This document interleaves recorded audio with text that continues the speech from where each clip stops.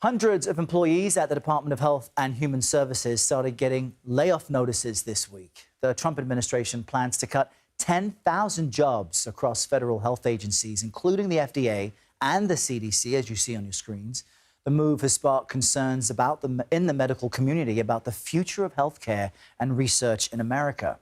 For more on this, we're joined by Dr. Robert Califf. He's the former FDA commissioner who served during the Obama and Biden administrations. Good morning to you, Doctor. Thanks for being with us. I just want to flag to our viewers that right after the announcement of these cuts, you posted that, quote, "The FDA as we know it is finished." How so? Well, what you have are cuts in almost all the leadership. There are only a couple of experienced leaders left. And then very broad cuts across the rest of the agency. If you think about 3,500 people gone with no time to transfer their responsibilities to others, no continuity, very worrisome as to whether the FDA can carry on its duties that protect us in terms of safe drugs and devices and the food supply for this country, which is absolutely essential work. And another former commissioner, Scott Gottlieb, also slammed these cuts, saying it would set back medical innovation. Help our viewers understand specifically how that might now change. Well, there's a lot of potential nuance here, but the basics of it are that developing medical products is a risky business. Most things that even get into human studies don't work.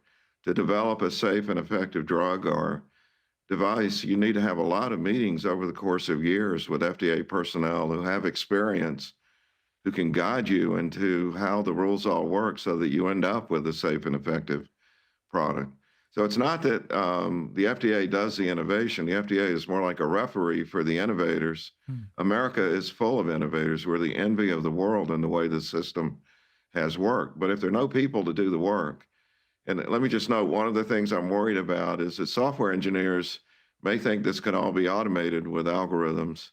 I spent 6 years in Silicon Valley, and I'm far from an expert software engineer, but this is a very human effort that involves experiments done on human beings.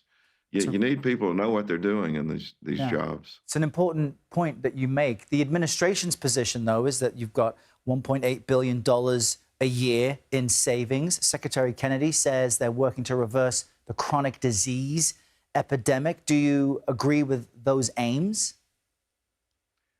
Well, the savings, $1.8 billion is a lot of money, but obviously the federal budget is huge, and a tiny part of it are these personnel. As for chronic disease, I'm 100% on board. We have a food supply which is safe, but it's not nutritious. We need to fix it. And this is a moment to take advantage of that because much of the holdup was due to legislators who blocked efforts to modernize the food system and make it more nutritious.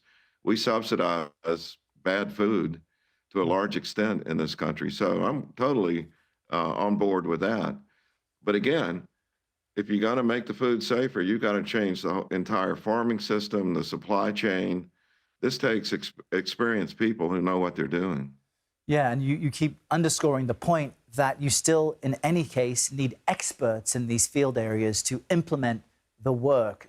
You do say, though, there's an opportunity here and saying the FDA needs to be rebuilt. So how could that be done? Well, I've widely promoted Humpty Dumpty as the best analogy here. And I think all Americans, I've learned, know the first verse of Humpty Dumpty. All the king's horses, all the king's men couldn't put Humpty Dumpty back together again. But if you go to Wikipedia, you'll find there's a fifth verse where he is put back together.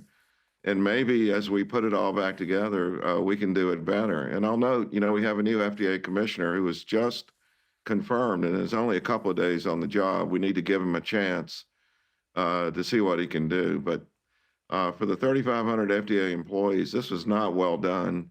The way it happened was almost inhumane, with people lined up at work, unable to get into work because their badges no longer were functional and in sort of public view among the peers who were not laid off. So lots done wrong here, but we got to try to work together to fix the problems. And I'm 100% on board with healthier food.